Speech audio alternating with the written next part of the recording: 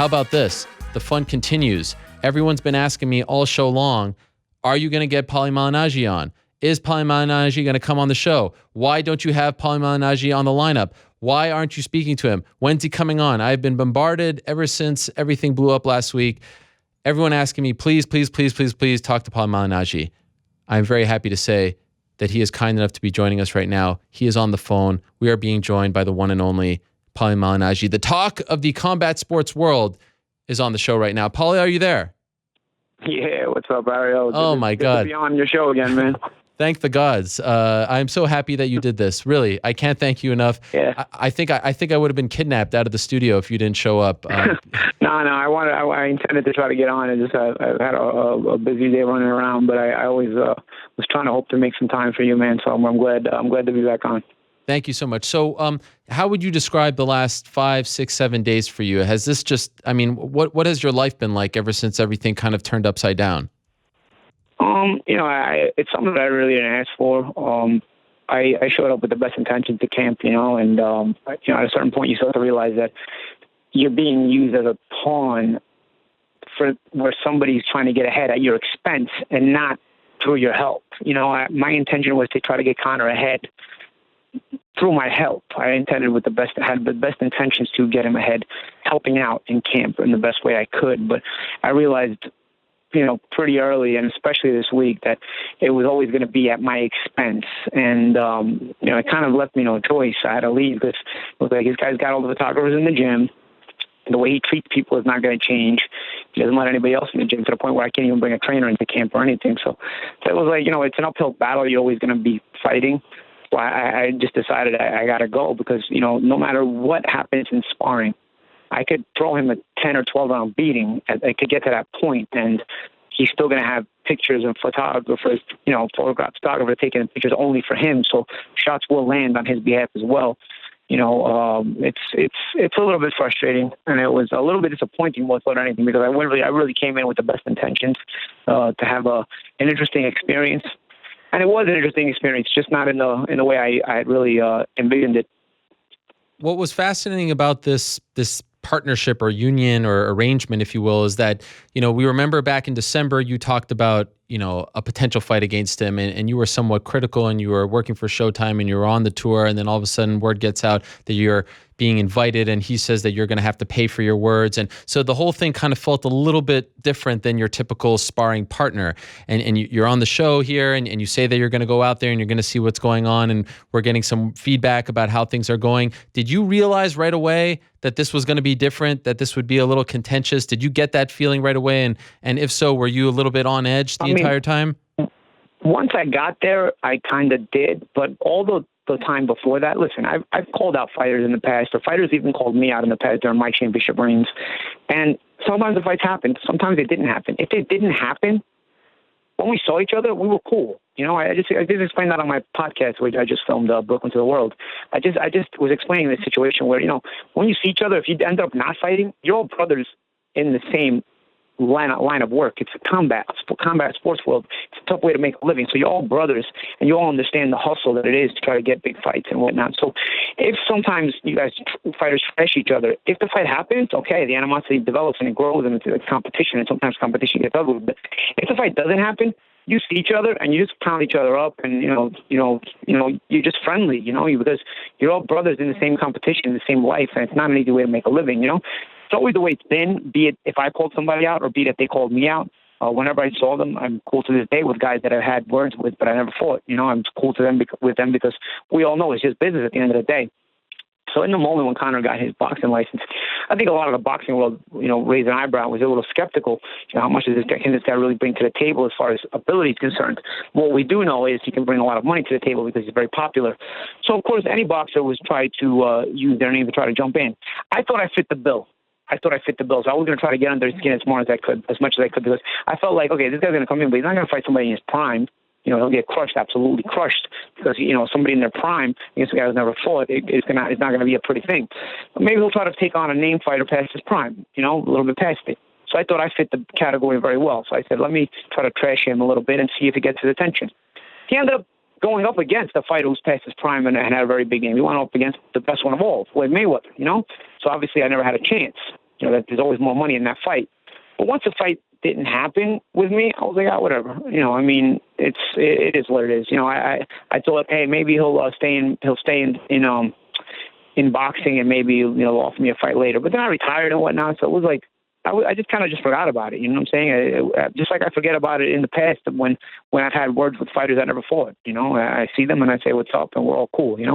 So I thought it would just be like that, especially when I was called by his team to work with them. I thought, hey, it's going to be cool.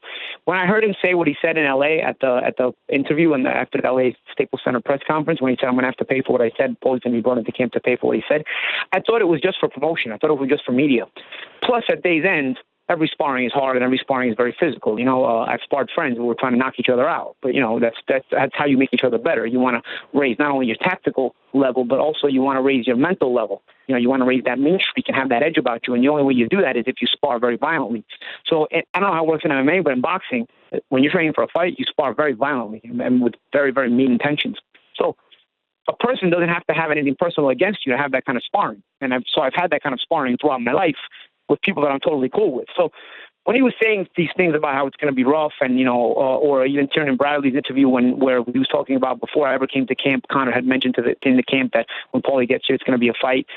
I mean, I didn't even think twice about it because that was kind of normal for me anyway. I mean, whether it was that I'm cool with a sparring partner or whether I'm not cool with a sparring partner, sparring is always the same thing, and that is you're going to try to knock each other's heads off and even try to hurt each other.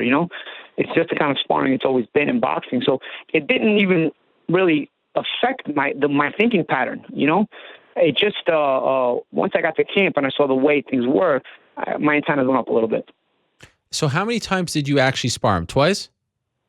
We sparred twice, yeah. But when I got to camp, when I negotiated everything, I mean, I didn't negotiate a price with him. I took their first offer because I wanted to let them know through my actions that I had the best intentions and it was an act of genuineness. Now, I'm not going to go there for free. Obviously, I haven't had any, at the time I first got the call, I hadn't even been training, I had been retired. So obviously it's work and I want to be paid, but I didn't negotiate a set price. Like we had a set price, but I didn't negotiate it. I just took their first offer. And I didn't ask for any special accommodations. I just figured they would be moderate with the rest of the team, the sparring partners or whatever, and it'll be fine. I didn't think he would be as cheap as he was, So I just expected, whatever it is, if it's your basic hotel or just a decent house or whatever, it'll be fine. I don't need special treatment. I don't want to be a burden to the team. If I'm going to be part of the team, I want to be a part of the team, legit, So I thought in an act of goodwill, and I thought they would understand that, and I thought they would see that. I didn't negotiate anything. I just took what they offered, Mm-hmm. And so when I finally got to camp and they picked me up from the airport, when we pulled up to the house, it's in a dilapidated neighborhood. It's a rundown house. I mean, yeah, it works, but it's not really what you expect. I thought that's a little weird, But again, I had my own room in the house. There's no cable, there's no nothing. It's just bare necessities, chipped painted walls, with floors. It reminded me of some kind of crack house that had barely been renovated a little bit. You know what I'm saying? It was just I don't know. It wasn't really for me. But I'm a part of the team, and I'm not going to complain. And sometimes people have a budget for camp. So when you have a budget for camp, I'm cool with it. You know what I'm saying? I'm not going to enter your budget, even if it's $100 million fight. Hey, man, you know what? You have a budget, and sometimes people are very strict about that budget. So I didn't complain. Again, I didn't say anything, But of course, they told me that I was going to go 8 rounds the next day after I got off a flight, and of course, 8 rounds is kind of a lot when you're not in great shape. Plus, I got off a flight, so I was like, all right, that's fine. I didn't complain again, but I thought to myself, that's kind of a lot of rounds, but it was fine, because I signed up for it, so it was cool. I wasn't angry or anything at that time. I had been told that I was going to come into the camp for that first week, and I was going to spar Thursday and Saturday, because I had told them I had to leave Monday to work Bona Garcia, and then I would return the following Monday. Also, in an act of goodwill and gesture, I told them I would have Showtime pay for my flight leaving Vegas on the Monday and my flight returning to Vegas the following Monday, so that way it wouldn't cost them anything if they flew me in when they needed me. Only they would have to pay for my first flight, and then when I left and came back, I would have Showtime pay for it. So I thought, again, I'm showing my goodwill, because I could have easily just saved Showtime the money and just tell them, nah, bro, I got to go to work. So if you guys want me this week, you got to pay for my flight back to New York and then fly back home. So another thing is I fly first class all the time. I didn't ask them for a first class flight. You know what I'm saying? I let them fly me in business, in coach, not business class, again, an act of goodwill. It's fine. I didn't ask for any special treatment at all. And I thought like they would understand that my intentions were to help the team and do my part. Thursday we boxed. I'd say, you know what? He probably got the better of it a little bit because mainly on conditioning. It wasn't anything tactical really that he was better than me at, but conditioning wise, he could push the issue a little bit more than I could. And he went 8 rounds, and he was able to work a little harder than me. But I saw during the sparring, I was able to do certain things as far as give him a lot of illusions, make him feel like he has to work in certain moments when he doesn't really have to work. But if I give you that illusion, a lot of times put you in certain positions, how you react to it, making you throw punches when you really don't have to, making you work when you really don't have to. I generated a lot of work out of him, which does 2 things. For me, it shows me that he needs to sharpen up his intelligence a little bit, his instincts in the ring, his experience. But also, even if he threw those punches in those spots, I say, hey, you know what? I'm getting him to work harder. I'm getting him to work hard. Even if I'm not working as hard, I'm not able to punch in those spots because I'm trying to condition. My body's conditioned only to throw so many punches around at this point. I was like, I gave him the work he needed, and that was it. The next day he had the picture where he put his hands behind his back. I had done that to him too. So I was a little ticked off, but I wasn't like, all right, this is like offensive, But I had done that stuff to him too. And I already knew that he had his own sparring partners, his own photographers there, So I already knew that the only people allowed to take pictures were his photographers, the UFC photographers on behalf of him. I didn't think he would, again, as I said at the beginning of this conversation, I didn't think he would use me to try to get me try to have the success at my expense. I thought he would try to get the success by using me to his advantages, but not at my expense and not try to ruin my image. So I wasn't too unhappy. I wasn't happy, but I wasn't too unhappy about that first sparring picture. But the next day on Saturday, when we had to work again, he skipped me. And they had told me I was going to work Thursday and Saturday because I was leaving Monday. And that first check mark went off in my mind, like, all right, bro, I don't know how much character this guy has. I've heard the rumors in the past. A fighter, to me, is not a fighter just because he gets in the ring or in the octagon. In round 1, we're all strong. We're all strong in round 1. Everybody, even the guy on the corner talking about his street fights is tough when he's fresh, talking about them. He's not tired. He's not hurting. Everybody's tough in round 1. Everybody, even non-fighters are tough in round 1. To me, a true fighter, the definition of a true fighter is how do you react when you're tired, when you're hurting, when you're fatigued, when you're just uncomfortable, So for me, him not boxing Saturday was a bit off for me because I was leaving Monday, and now if you don't box me Saturday, you're not going to have me for 10 days. For me, it showed a little bit of lacking in character, but I didn't say anything. I said, you know what, we're just going to work when I get back. But I remember telling myself the rumors are true about this guy. He's a front runner. He has no character. He only likes it when he has the advantage and he's winning. He's all talk and he's all this when he's winning. But as soon as things don't go his way, as we saw in the Nate Diaz fight, he's trying to shoot and take down a Brazilian jiu-jitsu black belt. He wants to be put out of his misery. I remember thinking that when I saw that fight, he looks for a way out. He doesn't like to deal with adversity. But, a lot of people don't. Most human beings on earth, when they're going through that kind of adversity, look for a way out. Even a lot of fighters look for a way out. Special fighters look for a way in when they're very uncomfortable. It's a very, very rare trait to have. But whatever, I wasn't mad about it. I was like, whatever, let's work for me. He didn't box me. He boxed one of the amateur kids. I left Monday. I was home all week Monday because I was in New York, and in New York I was working the Bruno Garcia fight week. So I had to work for that Bruno Garcia fight week. Well, one thing I remember, I made sure I did. I made sure I jogged every single day I was home because I needed my conditioning to get better, And I jogged. I got home Monday. I jogged every day from Tuesday to the following Monday when I flew out. I even jogged the morning I flew out, Mm-hmm. So I conditioned myself, and I even got one day of sparring. It was a few rounds, but it was with a sharp little young prospect / contender named Thomas Lamana. It's a 25-2 record. I got some sparring in with him as well, just to keep my eyes sharp. Like I had the first sparring with Conor, and I had the second sparring with Lamana. Even if it was just a few rounds, my eyes are getting sharper, and I realized even in the Lamana sparring, my reflexes, my counterpunching was coming out a little better. So I said, just because really when I left the first time, they just didn't rub me the right way. You know what I'm saying? It wasn't like I was mad, but I said just something fishy about these people. You know what I'm saying? They put me in some kind of crack house. They had me spar 8 rounds, and I just got off a plane day after. He put up this picture. I wasn't mad, but I was starting to become guarded, So that's why I made sure I prepared during my week off. And sure enough, I was right. I get off the plane the following Monday. I get landed in Vegas, and they tell me, you're going 12 tomorrow. Now, for people that aren't familiar with a boxing training camp, no sparring partner is ever expected to do 12 straight. No sparring partner is expected. The fighter in camp does 12 straight, but the fighter in camp does 12 straight. He'll do like 4 with one guy, then alternate him and bring in another guy for 5, and maybe the last guy for 3, or so on and so forth. You break them up, so that does 2 things. It keeps the sparring partners, you're getting the sparring partners all at their best without over-fatiguing, and then you're getting each guy fresh while you're tiring. So it puts you in situations where you have to be, what I just said, uncomfortable.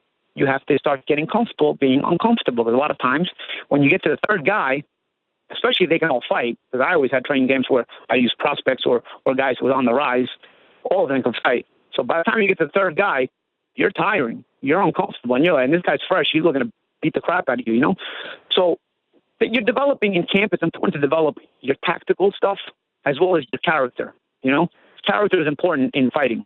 But it's not just about X's and O's and tactical stuff. You're also there to get to a point where you're uncomfortable. I'm not talking about being uncomfortable or jogging the extra mile or bicycling the extra couple of miles when you're biking. Nothing like being fatigued in those situations and having somebody come in there kicking your ass too. Nothing. If you're being fatigued and running the extra mile, or you being fatigued and biking the extra 5 miles, that doesn't even compare to you being fatigued and having a fight against the guy who's in there fresh. You know what I'm saying?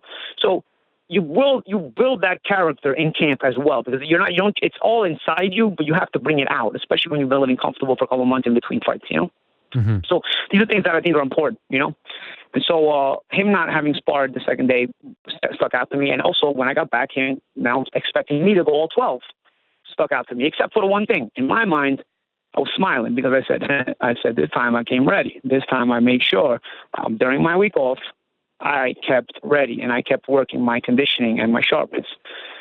In his mind, looking back, he probably thought Paulie had a tough time getting through the 8. I'm gonna set him up for 12, and he's gonna have an even harder time doing 12 because last week he wasn't here. He was working, so he's probably not in the best of shape still. And last week he wasn't here with me. I was working out all week. That's probably what he's thinking. I mean, it's what I'm assuming he's thinking based on the way he acted. They put me in for 12. I get to the gym the next day. He's got all kinds of dignitaries there. He's got Lorenzo Fertitta there. He's got Dana White there. He's got his agent there, Adi. His name is Adi. He's got a couple of other people I don't know there, Another thing that checked off in my mind, because usually sparring was so private that I couldn't even bring in a trainer for my corner. You know what I'm saying? I had to just have the sparring partners work my corner, So I couldn't have any of my trainers in camp. It was so private, nobody was allowed in. It was so private that when you walk into the gym, you have to leave your phones in a box so that nobody can take sneak pictures or record. It was this private. Yet he was having some dignitaries come in on this particular evening. Again, I thought to myself, this guy thinks he's going to stop me tonight. He's banking on catching the guy who could barely go 8 and had a tough time doing the 8 the first time. And now he brought in all these dignitaries so they can speak about how great he looks. And at my expense, once again, I can't say the key phrase, at my expense. It's always at my expense. I was angry, but I knew I came ready this time. And the sparring starts. Another thing he has about every single sparring, he wants Joe Cortez, the referee, he wants him to referee like it's a fight, which is fine. I understand you don't box. But he also wants stare downs every time because you got to get used to boxing. Buddy, you come to the center ring and get instructions and stare downs. That happens in mixed martial arts too. There's no difference there with boxing and mixed martial arts. So when it comes to these stare downs, I was like, it's all about his ego. This guy is all about his ego. He's actually not trying to get better. He's got a bunch of yes men in his corner who tell him he's doing good even if he's doing bad. It's all about that. He always thinks he's doing good even if he's not. It's just about him and cheerleading. Just bring your pom-poms in. Because there's no reason for anybody to actually be there. You know what I'm saying? Aside for having a cheering section. So whatever, sparring. So we go through instructions, stare down, whatever, and the sparring starts. And I'd say, he hung tough the first 5 rounds. I came out sharper. I came out with more of a purpose. But he hung tough the first 5 rounds. He even landed a couple of big shots. But I was starting to, take over. My work was more consistent. My style was more consistent. My counterpunching was sharper. My jab was sharper. It was just more consistency on my part. Because here's the thing. People ask me, did he get better from the first to the second time? He did. Honestly, Ariel, he got better from the first time to the second time. The thing is, it's still something new to him, so he's growing. The increments at which he's growing at are still smaller. I've done this for 20 years of my life. So from one sparring to another, the rate at which I progress is a lot faster because the muscle memory comes back. The reactions and timing start to come back at a faster and faster rate. So even if he got better from the first sparring, I got way better from the first sparring. And the third and fourth one would have got better and better and better. So by the end of camp, this guy understood after 2 sparrings that his ass was going to get beat the rest of camp. Because the way sparring went on Tuesday was this. He hung tough for 5 rounds, but he had to work more than he wanted to. But he hung tough for 5 rounds. I had more purpose. I was sharper. I was hitting the body. He was landing some good shots too, especially in those early rounds. He was hanging tough. From about 6 on, he started becoming very hittable. Started becoming so hittable that I was putting more weight on my shots and sitting down more on my shots. And, of course, the body shots started affecting more and more and more. Of course, I'm talking the whole time because the first time he made sure to talk the whole time. Now I'm talking more and more, and I'm letting him know he can't hang. These body shots feel good, right? You know, I used to use taking these body shots in MMA because in MMA, the body shots aren't the same as in boxing in that there's a consistency to the body shots in boxing. It's a debilitating breakdown to the body shots in boxing. Little by little, you feel the air coming out of you. The fatigue increases. You can't throw as hard. You can't have enough snap on you don't have enough snap on your shots anymore. You can't throw as often as you want to. The body shots in boxing do this to you little by little. They increase the rate at which you fatigue. And I started understanding this, and I started seeing it in his face. And what did I say about character? What did I say about a fighter who is really shows that he's a fighter during what moments? During these moments. Conor got to this moment now. He stopped talking. He wanted to save as much energy as he could. He stopped throwing as many punches. He caught a nice one for about 5 rounds. The nice one he caught the whole time while I was talking. As a matter of fact, and this is where, he's it is yes man. After 7, which is one of the worst rounds, he sits there and he tells me, 7-0 me. And I remember walking back to my corner, yelling back at him. I said, whatever school you went to, they didn't teach you how to count, huh? I went back to my corner. I was feeling so good, I started yelling at Dana White ringside. I started yelling at him, and I started saying, this is the bitch you brought me here? I said 24 hours ago, I was on a flight. Then I lied a little bit. I said, last week I didn't do anything. I was just working. I did work out last week, but of course I wanted to pump myself up. The last week I didn't do anything. I was just working. I was just trashing out Dana. I wasn't talking trash about Dana. I was talking to his face, but I was yelling, making a point, and I knew the yelling that Conor heard me across the ring. Dana didn't acknowledge it in any kind of emotion. He didn't say anything, but he was looking right at me as I was saying it, So he basically let me know I'm listening to you, but I'm going to react to it, and I'm not going to say anything. But he heard exactly what I was saying. I was looking right at him. And then we went back out for 8, 9, and 10. One of those rounds was the push-down round. Now, the funny thing about the push-down round was this, that he tried to play like it was a knockdown. It was during one of his worst moments. He pushed me down on the floor to try to catch a break. The instant I went down, I got up. And I remember as I continued to trash talk, I said, so, buddy, you need a break? I said, you needed that break? Because, Cortez has to step in. You have to wipe off my gloves. And I started taking it right to him right after that. I said, there's no breaks here. So you don't get no breaks. And I kept him with more body shots. I said, take those. I said, they don't feel good. I started hearing him whimper with the body shots, too. I said, take those. Eat some of those. Get used to those. Because now the work is more consistent on my part. I got to say, there's question marks here from me. Because at about 10, the fatigue started coming from me. So after about 10, I was spent.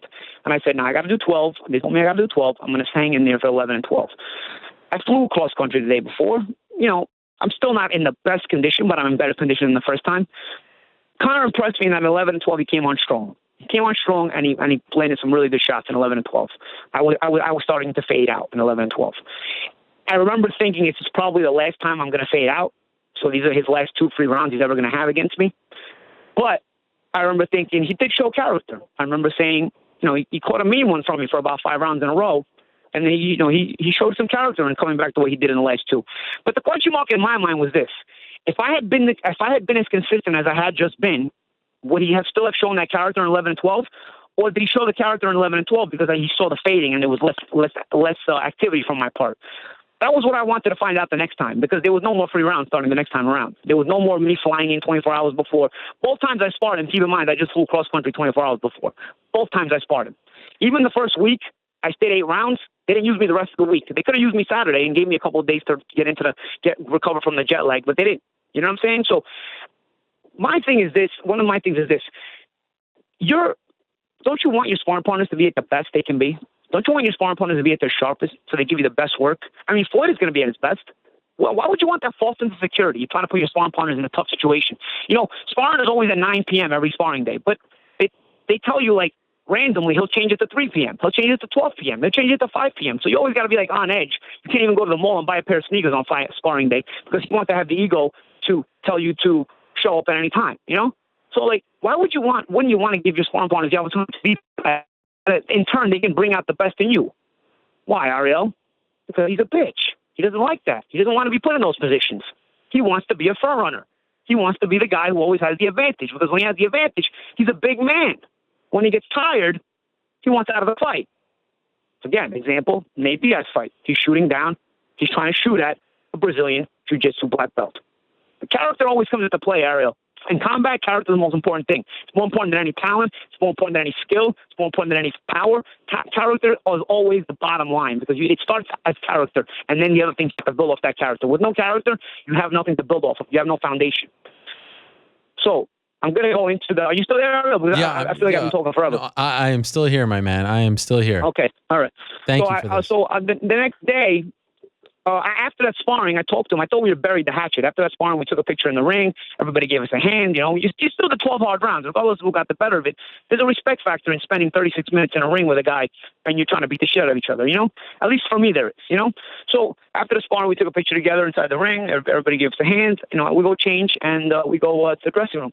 In the dressing room, I passed by Conor and he says, "Hey, man, you know, good work." And I said, "Yeah, good work, Conor." You know, I thought, again, seems like maybe we buried this hatchet. Maybe I don't have to be as guarded anymore. Maybe I don't have to feel this on edge in this guy's camp anymore. You know, I was hoping that, again, because I came with those intentions.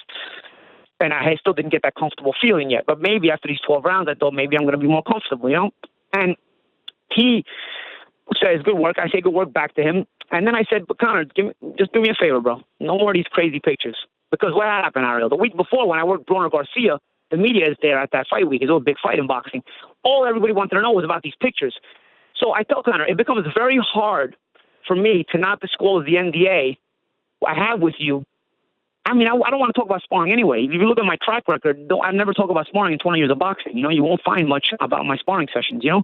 So, like, I said, you know, I don't want to talk about sparring anyway, but it's hard to not disclose the NDA when you're putting up pictures of me. I am not one of the other sparring partners. Nobody knows who the other sparring partners are. Everyone knows who I am. So when you put up a picture of me in sparring, the media rush is going to come to me, and I have to answer questions I don't want to deal with. I have to try to make you look good. I want you to look good. I want to say things that make you look good. I want to promote you. I want to help you out. But not at my expense. I also have to figure out how to do it without making myself look bad now, because you're putting me in contradicting positions with these pictures. And at that time, only the hands behind the back picture had come out, which, again, like I said, it hadn't taken me off. But by the time I got the media reaction the next week, I said, you know what? I probably don't need this in my life, you know? So I had this conversation with Conor after the second sparring in the dressing room. And this is probably where I realized what a dickhead this guy is. Because at that moment, you did 12 hard rounds, and you just, you know, there's that respect I'm feeling, at least, you know? And he looks at me, and I expected like a, "All right, Paulie, you got it. You know, you're right, man. Let's just keep this good work going, you know?" Instead, he looks at me and he gives me like this smirk smile, laugh at me, and he starts walking away from me, and he puts his hands up in the air and he gives me his back, like he's walking away towards the showers, and he's like, I don't know, Paulie. We got some good ones those last 2 rounds. I don't know about that. And like, at this point, Ariel, I'm waiting for Ashton Kutcher to walk in the dressing room and say I got punked. So I thought it was like a joke. Like, there's no way this guy's as much of an asshole. Or I expect Conor to turn around and be like, "I'm just kidding, man. You got it. Let's get this hard work and let's finish this game strong." I'm expecting one of those things. The last thing I'm expecting is this guy to just keep going off into the sunset, off into the showers, and just not say anything. And that's what he did. That's what he did. So I was just like, wow, what a jerk off. Like, what a jerk off.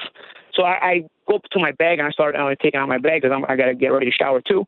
And I yell back towards the showers. I said, "All right, bro." I said, "I didn't answer anything on social media last time with that picture, but I said, you put up something again, I'm going to put your post against you, bro. I'm going to post some stuff after you."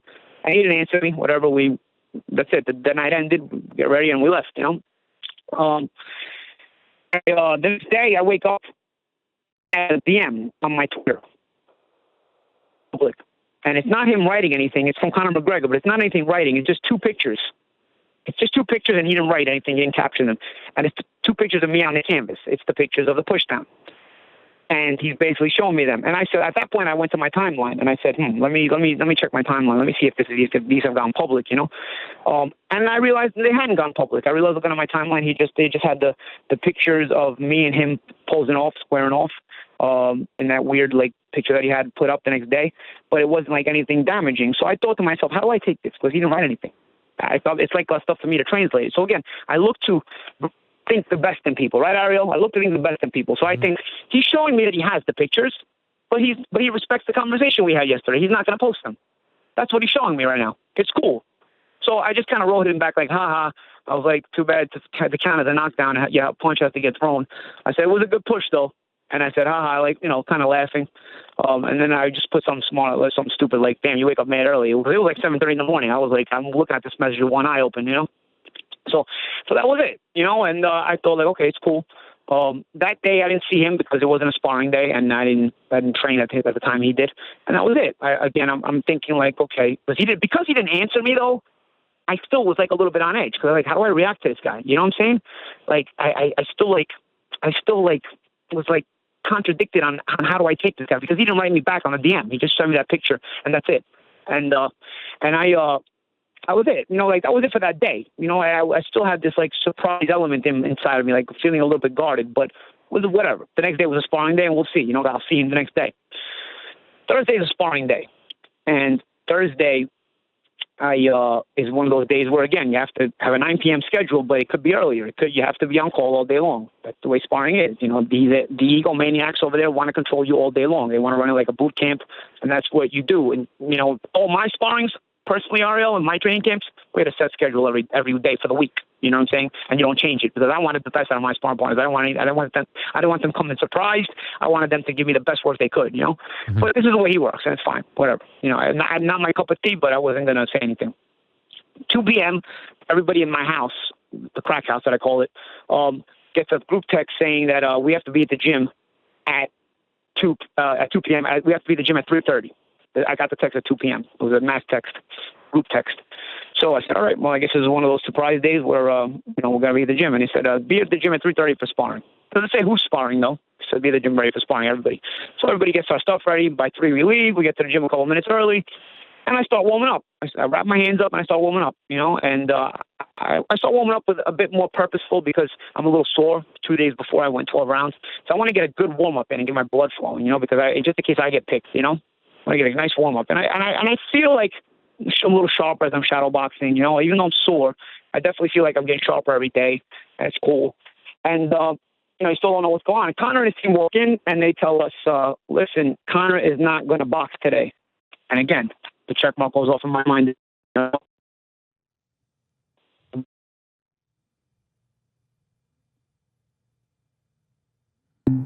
Oh, did we lose him? Damn. Got the text. Conor's not sparring. Did we lose Paulie? This is my voice, by the way. All right, we'll get him back. Holy smokes. That is riveting stuff. We'll try to get him back. I appreciate him taking the time and laying it all out there. Of course, that is Paulie Malignaggi talking about what happened yesterday, or at least I should say last week with Conor McGregor. Paulie, are you there? Yeah, I'm here. Sorry, okay. Man. I'm in a building and I don't know, the connection died out. So I was saying, yeah. So what was that character part again? So he didn't box me. He didn't box anybody that day. Yeah, you said you got a text. Okay. You said you got a text. Conor's not sparring today. No. When I got text, by that point we were in the gym. I didn't get a text. By that point, Conor came into the gym. Okay. And Conor and his team came into the gym. The text was that we were sparring. We got to the gym. I started warming up good. Okay. He gets to the gym. His team gets to the gym, and they let us know that no, he's not sparring. And I was like, okay, well, in my mind, I'm thinking he probably should spar, but it's not up to me to decide that. Even if it's a few rounds, just to keep his eyes sharp, but whatever. It's not up to me to decide that. It's up to them to decide that. They run their own camp. But I'm just going to work the floor. I'm just going to work the bag. I'm going to work something. I don't know if you've been to the UFCPI, but the first floor is like conditioning stuff. It's rehab stuff like cryotherapy and treadmills and on the ropes for conditioning and whatnot. And the second floor is the cage, the ring, the bag. The combat sports part of the facility. I'm sure you're familiar with it. Yep. That's the way. For everybody that's not familiar with it, that's how it is. That's how it's set up. So I figure I'm just going to hit the bag. I'm going to hit the bag and I'm going to stay sharp. I'm going to get my bag gloves out of my bag. I'm going to hit the bag. So I take my bags out of my gloves out of my bag and I tell one of the trainers, I say, hey, can you glove me up? I'm just going to hit the bag then. And he says, no. You guys have to go downstairs because he has to work the pads or the mitts today. And he has to work on some shots that we want him to hit you guys with. we don't want you guys to see. A little bit too analytical for me, but Ariel, honestly, I get it. I understand it. Some guys are a little more anal with that kind of stuff. Me, I always used to hit the pads or the mitts in front of my sparring partners on non-sparring days. I didn't care. But you know what? I can give you the benefit of the doubt. You might be a little more tactical or analytical. Fine. You want us not around. But I got pissed. Why do I get pissed, Ariel? Because you made me come to the gym at 3:30 when I could have came at any other hour.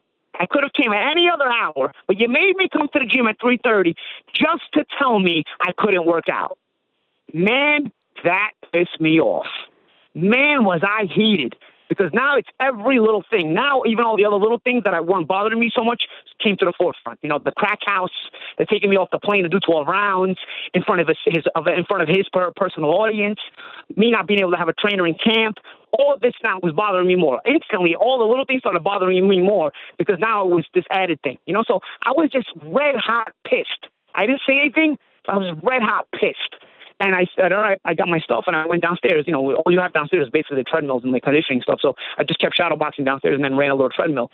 But I remember venting to everybody else because all the other sparring partners couldn't stay up there either. And I'm like, what are we, jerk-offs? I said, what are we, guys? I mean, we just get brought in, like, and then you just tell us we can't work out? What is that? Like, I could have came later. We could have came this morning. We could have came at any point. It's not like they decided when they got to the gym they're not sparring. You knew you weren't sparring when you woke up that morning. Who are you kidding?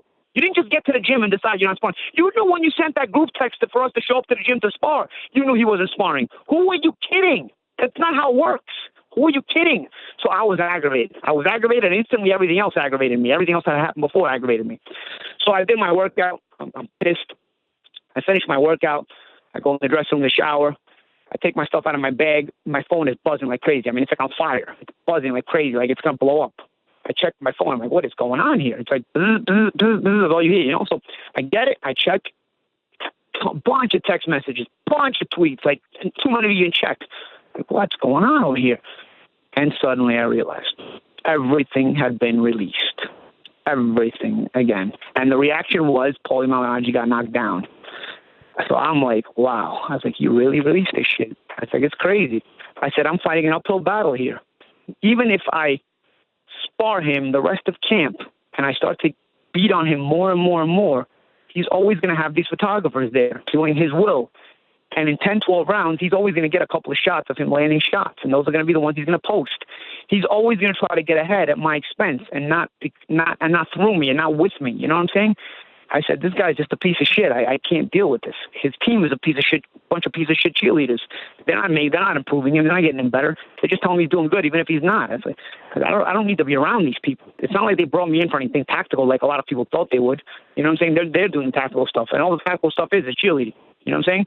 So, I mean, I said, I can't stay here. I said, it's only going to get worse for me. It's not going to get better. I can't win this battle. I mean, I didn't even know I came for a battle, but at the point I realized it's a battle, and I'm just not in a position where I can win it. This is always going to continue to happen. I can, because every time I spar him, I'm going to throw him more of a beating. I'm only going to get sharper and sharper. And like I said, he can't rise his sharpness level at the rate I can rise my sharpness level, because mine is just muscle memory. He's going to come back at a faster rate once I'm in the gym every day. His is all stuff he has to learn. You know, so I'm always going to get exponential amount of time sharper than he can. You know, but regardless of what it's going to be, it's always going to be this with this social media stuff, with this games. Like, they just made us show up to the gym and not be allowed to work out. Like, it's always going to be this. I always have to be guarded on this. I have to be here until the 20th with these guys. No way. I think I can't live like this. I have to go. You know, like, and that was it. You know, at that point I decided I'm leaving, and I didn't say anything. I just got changed. I went in the car with my sparring partners and the rest of the team, that part of the team that was in my house, in the crack house.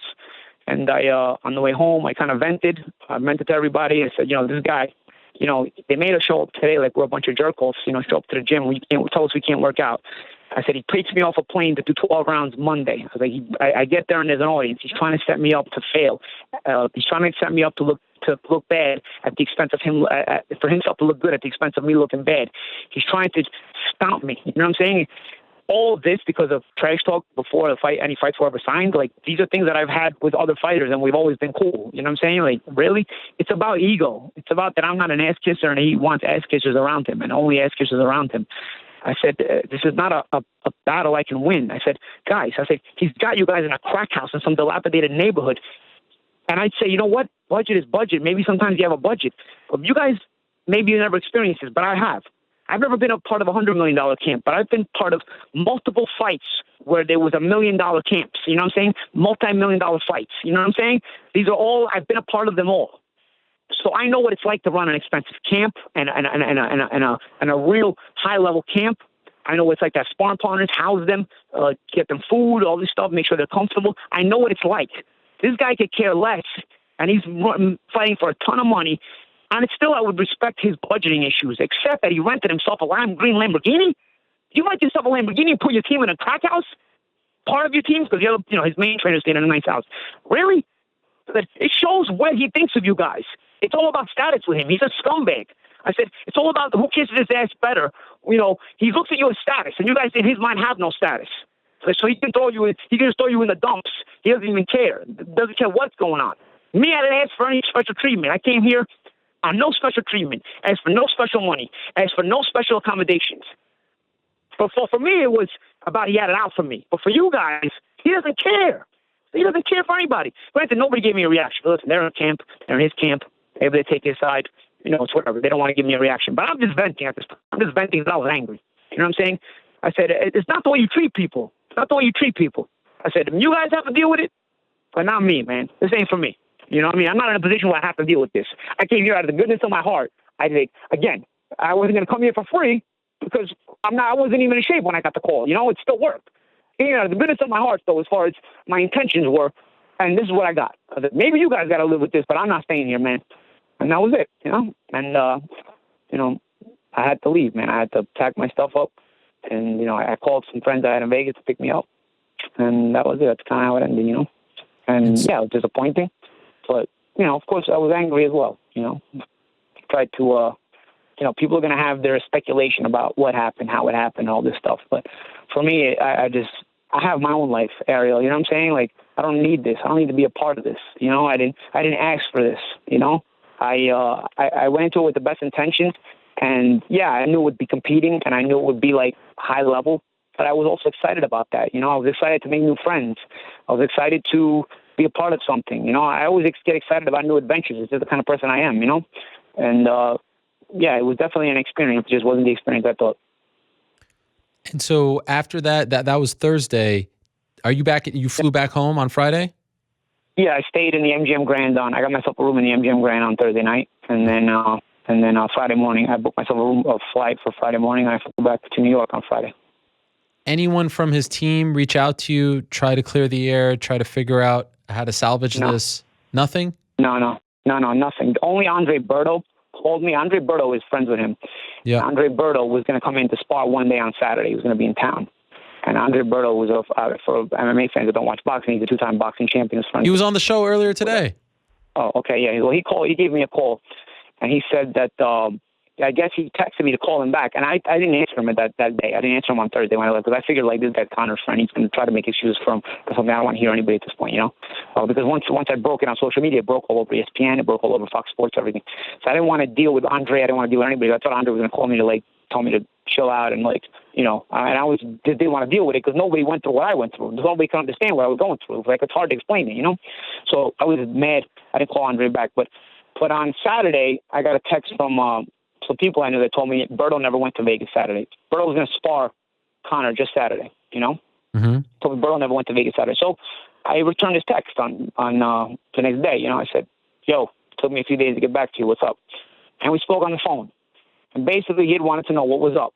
And he saw what happened with me, and he said, this guy's going to just make me go there and look bad. I was like, no. He said, at that point, Andre said, at that point, I'm not going, man. I was like, I might beat the shit out of this guy, and then he's just going to make me look bad regardless, because it's his photographers, it's everything. Because he got the same thing I got. He told Conor, if I come to camp, I don't want none of those photographers there. I don't want no pictures.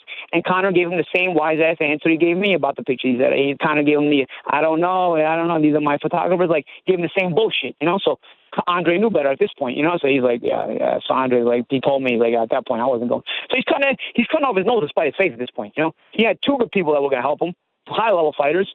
Now he's got nothing. Now he's got just basic shit, And he's got his basic training camp with his basic trainers who basically cheerlead. God bless. So the impression that I'm getting is, oh, you did a lot of interviews in between those first two. This was kind of brought upon, by yourself. There was an NDA. You shouldn't have said anything, and so here are a couple of pictures, and so it's like quid pro quo type of thing. Did anyone say to you stop talking? Did anyone say to you, No, nobody told me to stop talking because I didn't. I wasn't making them look bad in the picture, But a lot of the interview requests and a little interview marauding of me was because of the damn pictures. It wasn't. I have no problem not giving interviews.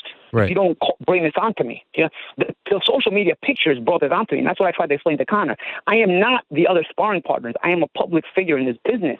If you put up these pictures, I'm going to be assaulted by media, constantly barraged. And it's hard for me to do a certain kind of interview to try to make you look good, which I want to, but also try not to make myself look bad. Because now because of these pictures, automatically the assumption by everybody is that I look bad. So they want to hear more about it. And I have to defend myself while also trying to make you look good.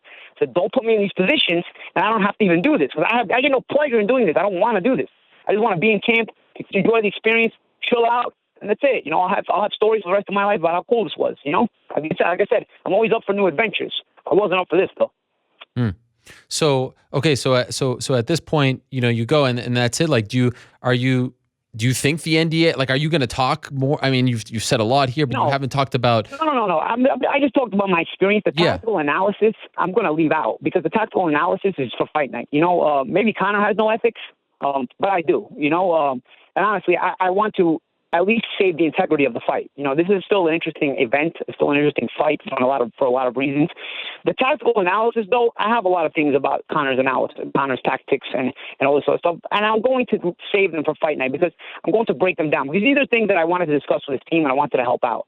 But I'm not going to because now I'm not there. Sure. But there's a lot of things in his tactical stuff, and I'm not going to give it away because he has a style all his own, and I don't want anybody to kind of know that and then jeopardize his game plan. So I wouldn't do that. But also, there's things I agree with, don't agree with, things that he can be effective with, things that he might be effective with, things that are going to hurt him, and I want to just get into all that.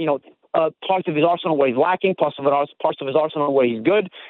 I want to get into all that on fight night because I think on fight night it's important to bring that stuff out tactically. And at that point, the training camp's over. Nobody can prepare for anybody. Sure. You guys are going to fight. And I think the viewer probably gets a better experience of the event that they've ordered on pay-per-view if I break that down on fight night. So the stories I'm giving now are basically just my experience. It was my experience in camp and why I left and what I went through and how I was treated. And these are not good people. They're just not good people. I've met a lot of people in my life. I've met a lot of good people in my life. I met a few scumbags in my life. If you're in multi-million-dollar businesses, you're not going to meet everybody that's a great person or honest. But definitely, this guy's one of the biggest dirtbags I've ever met in my life, bar none. I was just amazed at what a dirtbag this person is. So I don't care if we never speak again. We're not friends or whatever. It doesn't make a difference to me. My life is fine if I never see Conor McGregor or speak to him again in my life. It's totally cool. I was dumbfounded by the way things were, and not just how he treated me, how he treated others. It's just about status with him. He's become all this Hollywood thing. It makes me doubt if he ever really went through a tough time in his life like they try to say he does, because somebody who went through that tough of a time in life as they say he does just a few years ago wouldn't treat people who were not as fortunate as him that badly. It just doesn't happen if you've really been through the mill as far as poverty and all this stuff. So I also think it's the stories that they tell about him are full of shit, and somebody should get to a really good investigation on those stories as well. But I think he's full of shit with those too. And just to be clear, as far as the NDA, the original one was concerned, because I even reached out to you at the beginning of all of this, and you were like, I can't really talk, and I totally respected that. Did anything preclude you from talking on air? Because, of course, the interesting thing about this relationship was you work for Showtime. You're going to be the analyst. Yeah, they knew that when they hired me. So, I mean, it was obviously they knew there was that you could talk about it. Differences. But, of course, like I said, the NDA really is about tactics. That's Sure. why it's there. You don't want to give up the guy's game plan. And honestly, that's an ethical thing I've never done in the past anyway. I mean, you can look me up for the past 20 years of my boxing career. Sparring almost never comes up in any interviews or anything I'm talking.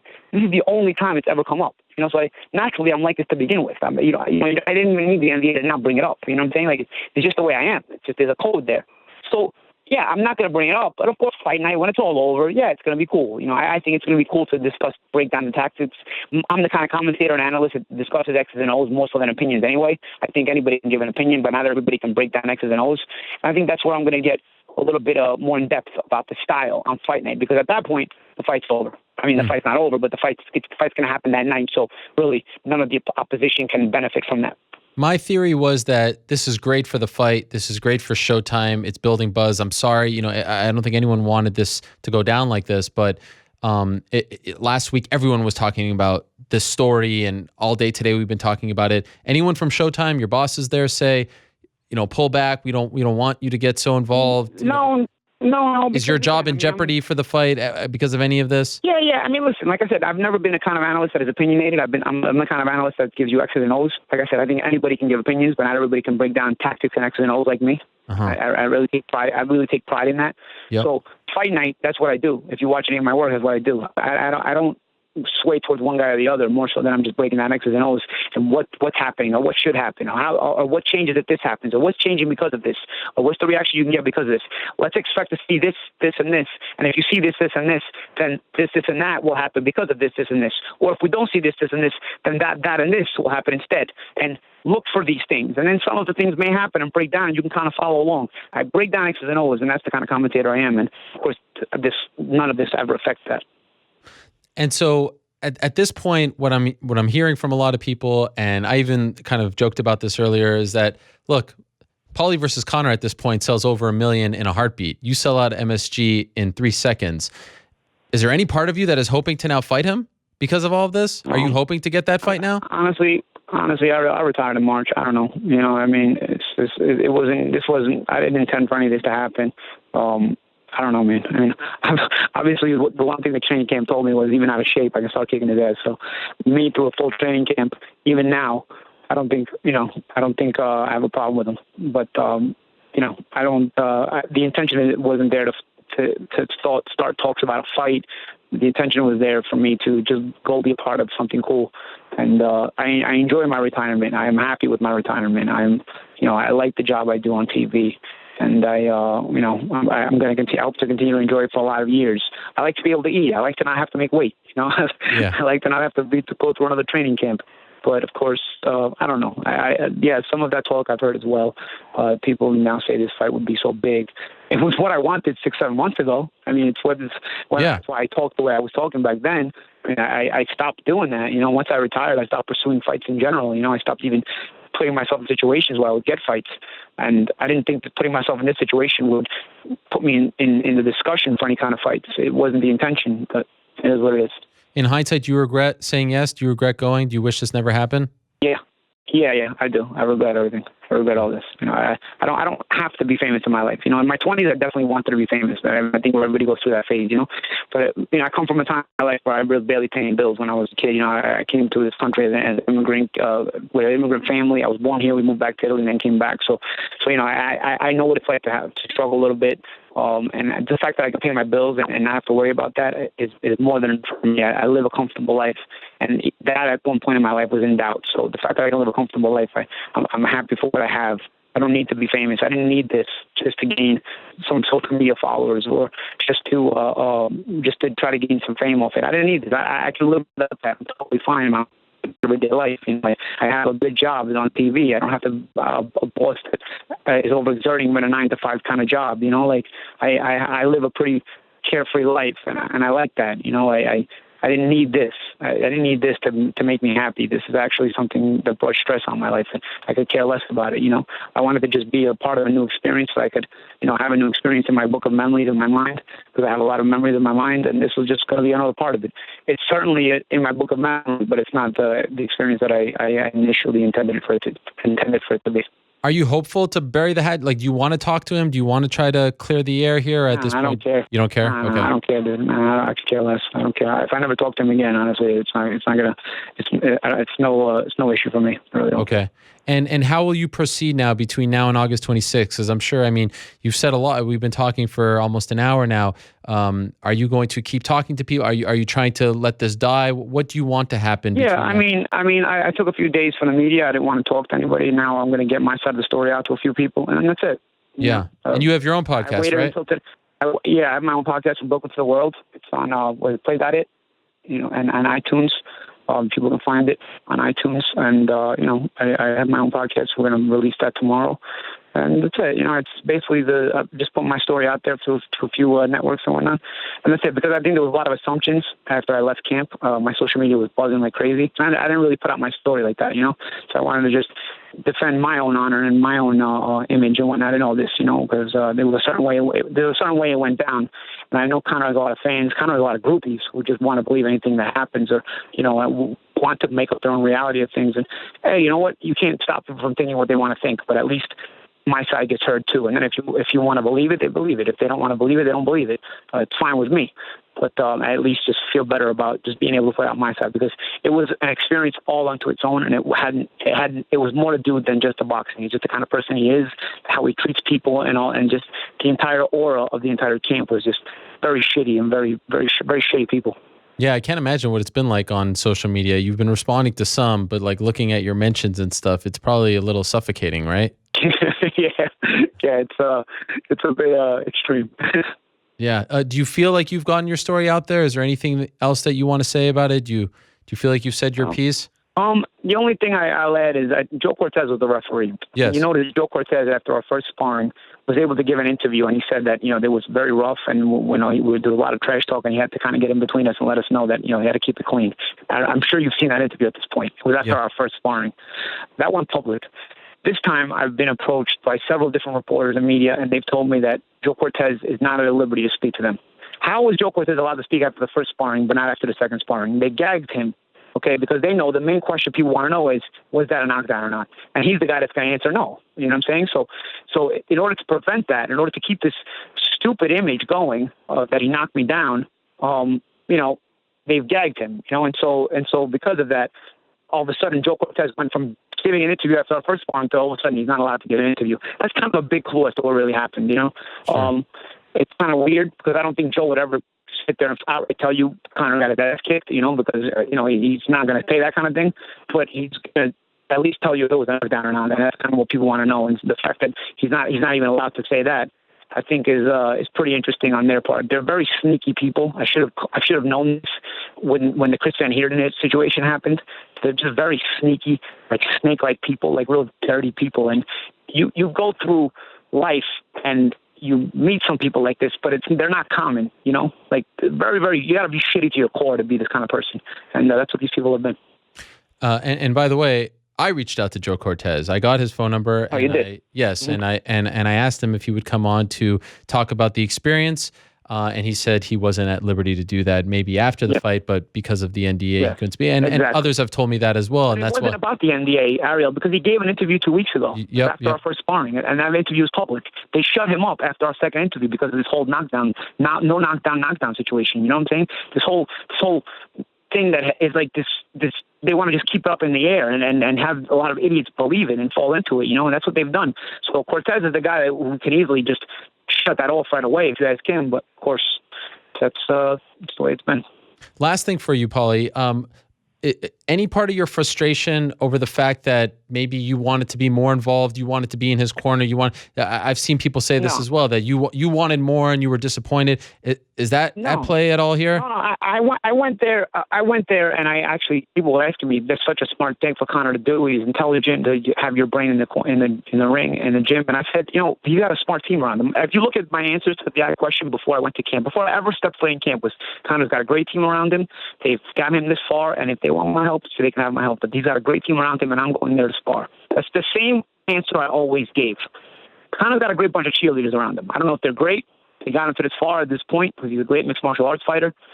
But he's got a bunch of cheerleaders around him because he's, it's very obvious. He thinks nothing he's doing is wrong, and including when it's wrong. So, but whatever. Again, it wasn't my place. I never intended to be a trainer or in my life. I mean, I've never intended for that. But I as far as them not including me in that, it didn't make a difference if they would have just treated me right. I was fine just being a sparring partner. And I keep seeing people throwing the screen grab at you where you said like they can release whatever they want. Yeah, because I thought they would be respectful at it. I didn't think like they would be to this point. You know what I'm saying? Giving his benefit of fighter to fighter. Yeah, I thought you were going to be respectful at this point. I never expected to get railroaded. You know what I'm saying? Like, you're trying to railroad me. I'm stupid. Here, you try to do it, but It's just this time he learns when he's in situations. Everybody walks into the ring now has to drop their phone into a box. Nobody's allowed to have a camera or phone aside from his own team. So you get screwed. You still there?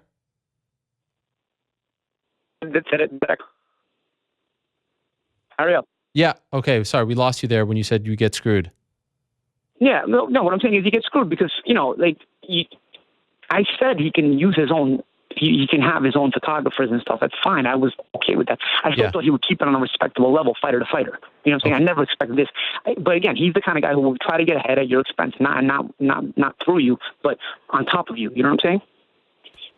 Paulie, I can't thank you enough. Really, this means a lot. I appreciate you coming on. I appreciate you telling your side of the story. I appreciate you giving us an hour of your time. And I urge everyone out there to check out Paulie's podcast, From Brooklyn to the World. It's on iTunes, everywhere else that you can check out podcasts.